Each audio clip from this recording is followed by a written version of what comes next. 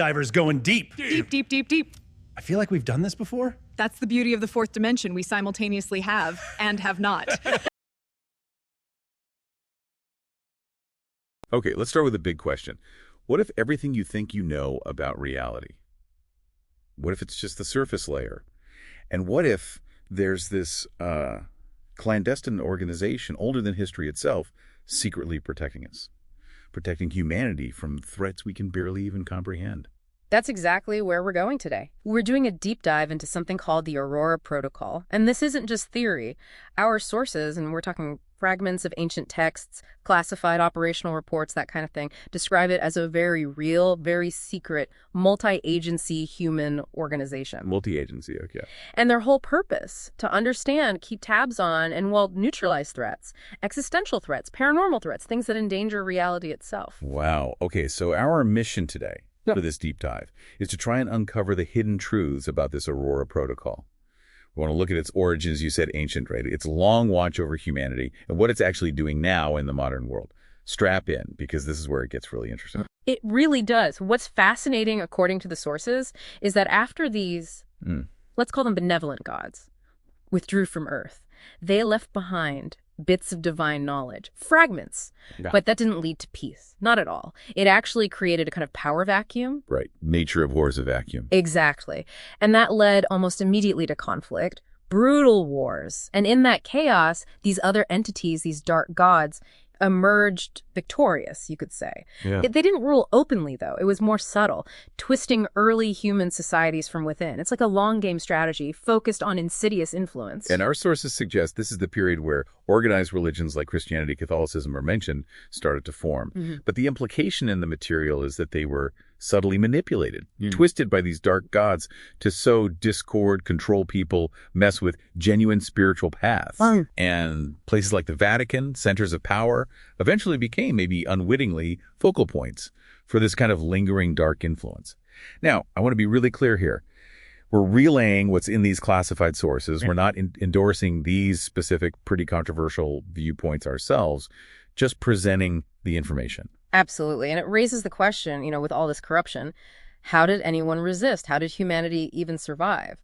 Well, apparently a small group of humans really dedicated to preserving the original truth, to maintaining some kind of balance, they managed to avoid being corrupted. How? They went deep underground, literally in some cases, but also figuratively, hiding their knowledge, their purpose. And slowly, carefully, they built their own networks of power, of influence, and that clandestine lineage, that became the foundation, the very beginning of the Aurora Protocol. So, okay, they established this hidden lineage. The Aurora Protocol starts its watch for centuries. Millennia, actually. Operating from the shadows, they maintained, backdoor access, higher authority within human civilizations as they grew, but always subtle, very careful influence. But how did they avoid being corrupted themselves over all that time? That's the big challenge, surely. It is. And they weren't directly corrupted, according to the sources, but time takes its toll, doesn't it? What's really sobering is how even this group, dedicated to truth, lost parts of its own story over the millennia. Really? Yeah. The full picture of their origins, the exact details of the dark gods' manipulations, even their own ancient defenses and safeguards, it all became blurred, locked away in puzzles, encrypted lore. Wow. Their original bases, these huge ancient bunkers all over the world, places where portals once supposedly shimmered, they're still operational hubs today. Still active. Still active, but the agents working there now, they apparently have little idea of the true historical significance of these places. It's kind of poignant, isn't it? Generations walking through halls filled with a power, a past they barely understand. That's incredible. So fast forward to today. What's the protocol's main purpose now? Well, it's still fundamentally about that ancient conflict, a continuous fight against those dark gods, other chaotic entities. Ever since the gates to other realms supposedly closed, it's all about preventing something called the merge. The merge? What's that? The sources describe it as a catastrophic convergence of realities. Basically, unleashing total chaos, something they absolutely have to stop. Okay, so preventing cosmic disaster, but on a more day-to-day level. On a practical level, they're humanity's first responders for the truly weird stuff. lead investigators for bizarre clues, unexplainable events, phenomena that just don't fit conventional understanding. Like what? Tracking unknown cults, maybe analyzing strange symbols that pop up, responding to anomalies that defy physics, that kind of thing. And it's not just looking into things. No. They also handle containment, countermeasures. They develop defenses both high-tech and, interestingly, arcane. Arcane. Like magic? The sources use that term. Arcane defenses. And a big part of their job is concealing the true nature of these threats from the public to prevent mass panic, Makes sense. And they work with regular law enforcement, too. You mentioned multi-agency. Yeah, they operate at a classified level, coordinating with traditional agencies like specialized units within the FBI are mentioned. They recognize that these threats often go way beyond normal crime. So how does a case actually get kicked up to the Aurora Protocol? When do they step in directly? It usually happens when a case involving, say, serial crime starts showing clear supernatural elements, when it hits a certain critical level of weirdness, basically. For instance, the sources mention a scenario. The FBI is tracking a mysterious serial killer. Turns out he's a former protected witness exhibiting bizarre behavior tied to ritualistic murders. That could trigger what they call an Aurora classification. And then the protocol gets involved. Yeah. Right. They might liaise with specific vetted contacts in law enforcement.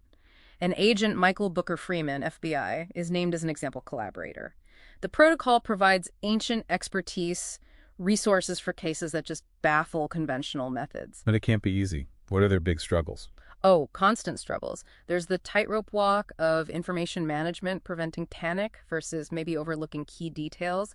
Their opponents literally defy scientific understanding, and maybe the most chilling part, the internal vulnerability. Agents themselves face constant psychological manipulation, potential corruption. There's mention of something called the nothingness. The nothingness. Yeah, like a formless void that attacks the mind, the will, a constant occupational hazard, it seems.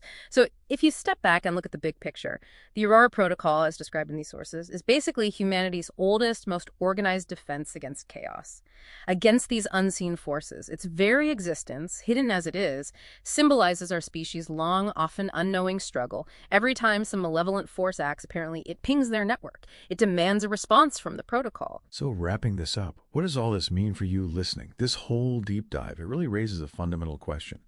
What else might be hidden right under our noses, influencing our world in ways we can't even begin to imagine? It really makes you wonder, doesn't it? How much of what we think of as normal reality is actually, well, carefully managed. Something to think about. Nothingness beckons to you. You merely have to think about it to summon it. Would you like to know more? Know it? I can help you.